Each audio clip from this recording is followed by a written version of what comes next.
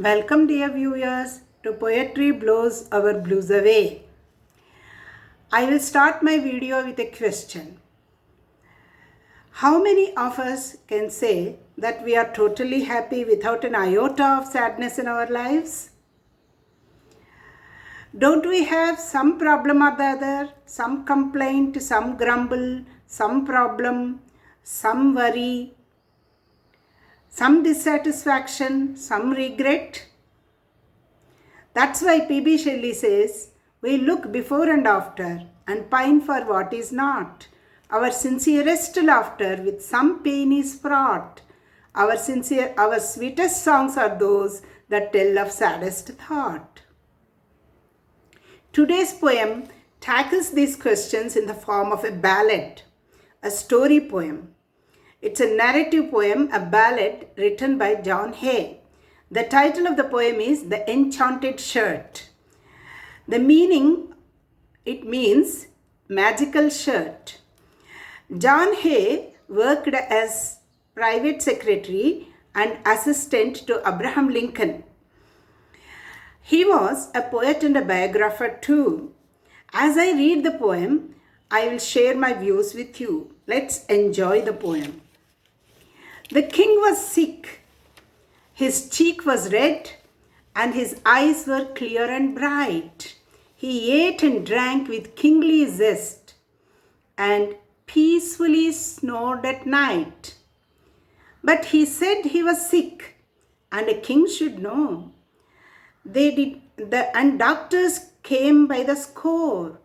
They did not cure him. He cut off their heads and sent to the schools for more. Once upon a time there was a king. His cheek was red and his eye was clear and bright, yet he said he was sick and a king should know. He ate and drank very well with great enthusiasm. He snored peacefully at night, yet he said he was sick and a king should know. And doctors came by the score. So many doctors came. They could not cure him. They did not cure him because he did not have any disease at all.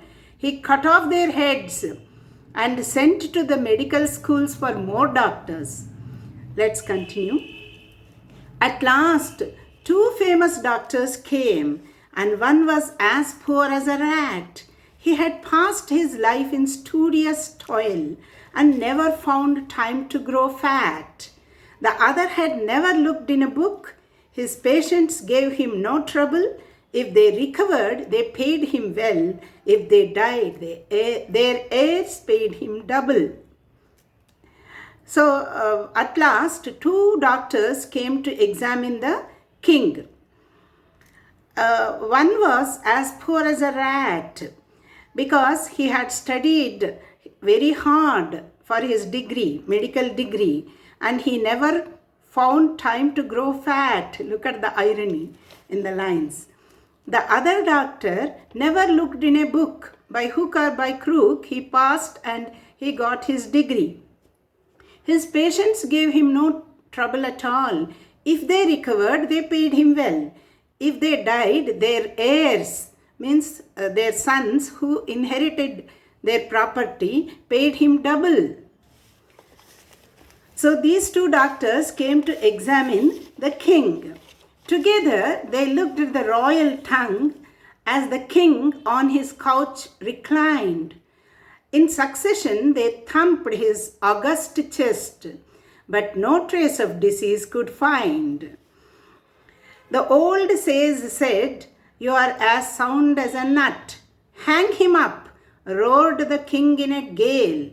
In a 10-knot gale of royal rage, the other leech grew a shade pale. See, the two doctors, both of them examined the royal tongue, the tongue of the king. And as the king reclined on the bed, on the sofa, one by one they thumped his august chest, kingly chest, and could not find any trace of any disease. So the first one, who had studied hard for his degree and who did not find any time to grow fat, he declared that the king was sound as a nut, very healthy. Immediately the king got furious and he gave orders to hang him up. Seeing all this, the other doctor, he was a cunning fellow, clever fellow, corrected himself. What did he do? Let's read. But he pensively rubbed his sagacious nose, and thus his prescription ran. What was the prescription?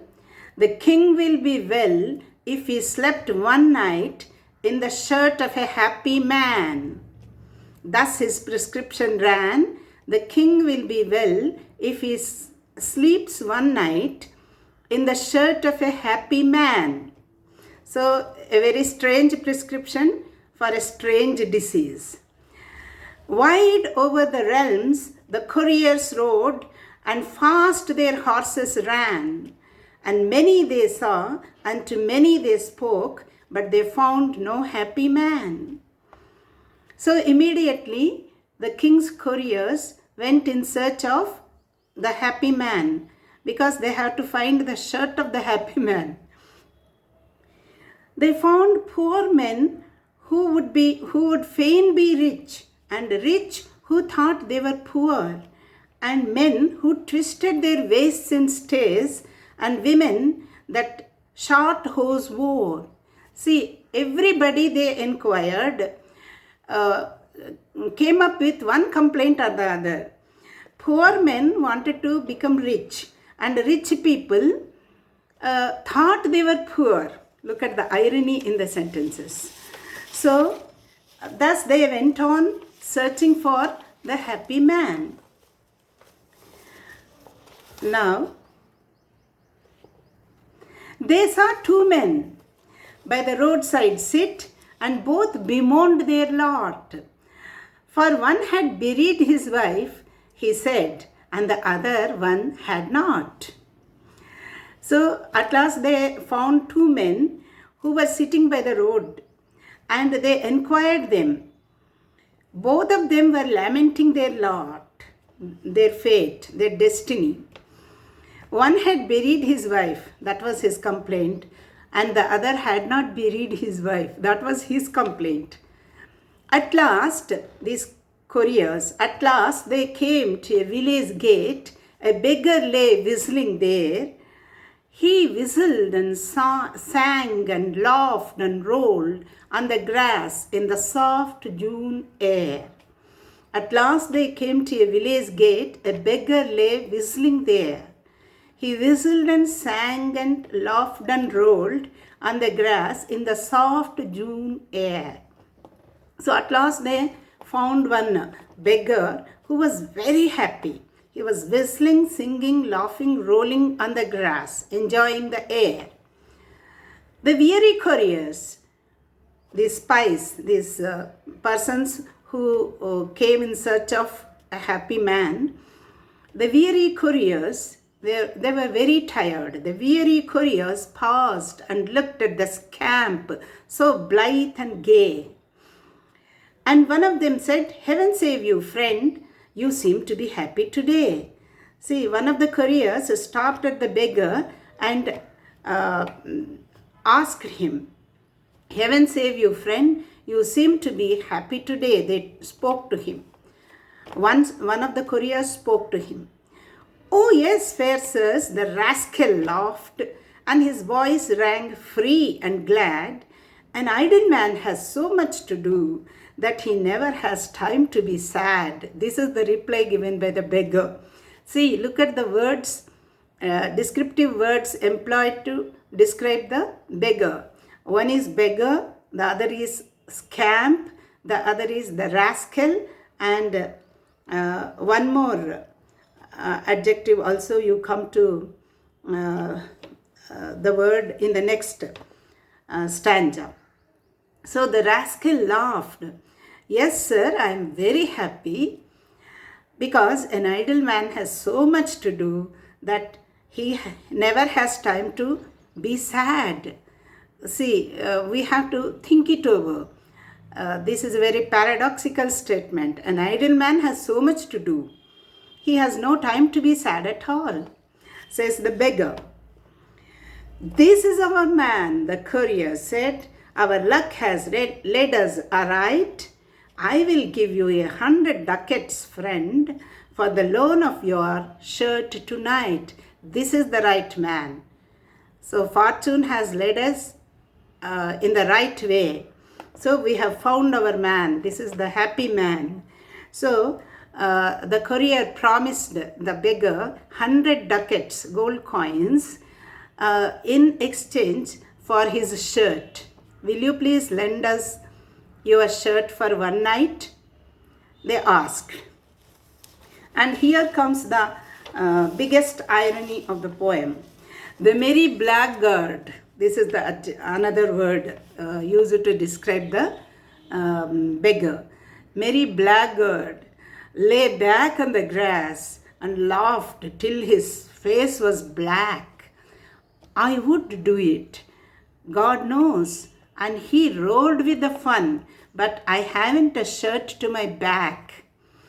He laughed till his face was black because he did not have a shirt to his back.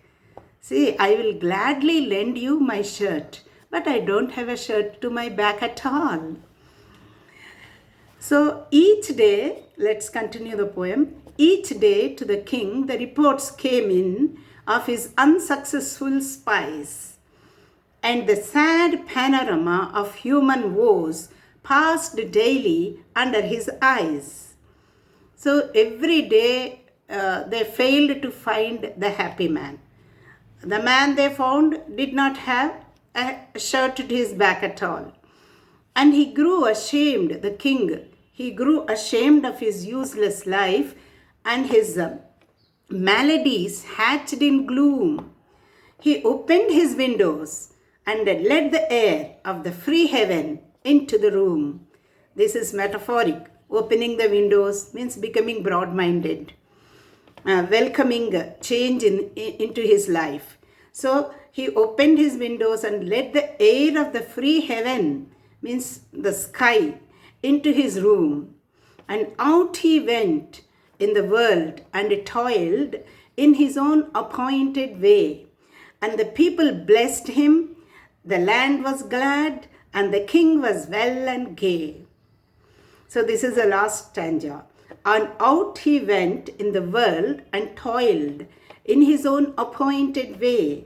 And the people blessed him, the land was glad, and the king was well and gay. So this is the ballad, The Enchanted Shirt by John Hay. So let us now look at the takeaway from the poem. Number 1, happiness is not an outside job. You have to look within and discover it. Most of our ailments, our illnesses, problems are imaginary, figments of our imagination. They arise out of our idleness and our indisciplined lifestyle. Kings should, takeaway number 3, kings should mingle socially with people. They should come out of their ivory towers and they should not fritter away their time in their palaces. And they should inquire the people about their joys and sorrows and serve them. Number 4, one-size-fits-all solution cannot be found for happiness.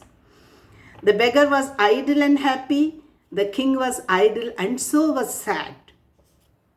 Riches won't buy happiness. Last but not the least, riches won't buy happiness. The biggest irony in the poem comes when the beggar, the happiest man, doesn't even have a shirt to his back. So let's do our assigned work properly and enjoy the magic of happiness in our lives. Okay, that's the poem, friends.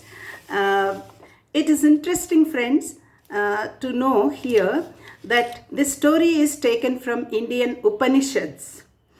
You can watch this story on the YouTube on the Upanishad Ganga channel, episode number 32, titled Anand Swarup.